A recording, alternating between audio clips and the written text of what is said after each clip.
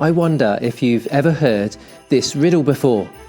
You enter a dark room with a candle, a wood-burning stove and a gas lamp. You only have one match. What do you light first? The answer, of course, is the match, because that's the thing that gives light to everything else. I wonder how many of you knew that already. As Christmas approaches, Christians celebrate the birth of Jesus, who the Bible says is light of the world and a light shining in the darkness. It is a powerful image. John was one of the disciples and close friend of Jesus. He describes the birth of Jesus like this: "The light shines in the darkness, and the darkness has not overcome it." And the true light that gives light to everyone was coming into the world. People can be like light shining in the darkness in lots of ways. During World War II, an American soldier named Desmond Doss refused to carry a weapon because of his faith, but he still went to war as a medic. While everyone else hid from the bullets, he ran into danger to rescue the wounded. On one night alone, he dragged 75 men to safety, praying again and again, "Please, Lord, help me to get one more." Desmond was like a light in the darkness by the way he stepped up. In Liverpool, Tom, aged 15, was on a school bus after the first day of a new school year.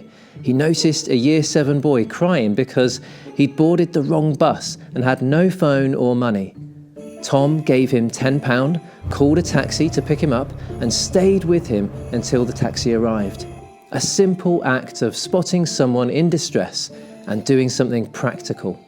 It wasn't a life or death situation, but Tom stood out, and in this way, he was like a light in the darkness. Jessie Rees was a 12-year-old girl diagnosed with cancer. While in hospital, she noticed how sad other children were, so she started making little gift jars called joy jars, filled with toys and notes to encourage them. Even while dying, she focused on helping others.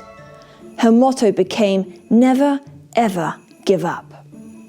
Her light still shines today. Thousands of joy jars are sent to hospitals all over the world. Jessie was like a light in the darkness in the way she showed love. Whenever people step up, stand out, or show love, they can be like lights in the darkness.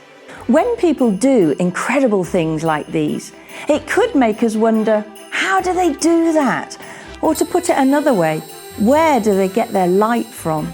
There can be many answers to that question. But for me, as a follower of Jesus, I think the answer that makes the most sense is found in those words we read from John about the birth of Jesus. The true light that gives light to everyone was coming into the world. The moon is another light in the darkness, but it has no light of its own. It simply reflects the light it receives from the sun. In a similar way, I believe whenever people step up, stand out, or show love and bring light in the darkness, they're reflecting something of the true light that gives light to everyone that was coming into the world. Astronaut Jim Irwin famously said, "The real miracle is not that man walked on the moon, but that God walked on the earth." So this Christmas, but also every day, how can you and I be like lights in the darkness? How can we step up, stand out, or show love? Or to put it another way, how can we reflect the true light that gives a light to everyone? Maybe you could take the opportunity this Christmas time to explore and discover more about the one John calls the true light that gives a light to everyone. We're going to finish with a time of reflection and prayer. If you're someone who prays, feel free to speak to God with us. But if not, you might like to reflect on how you can be like a light in the darkness by stepping up, standing out, or showing love this Christmas. Lord God, thank you for Christmas time. Please help us all to enjoy family, friends, food and fun. Please also help us to find ways we can be like lights in the darkness by stepping up, standing out and showing love.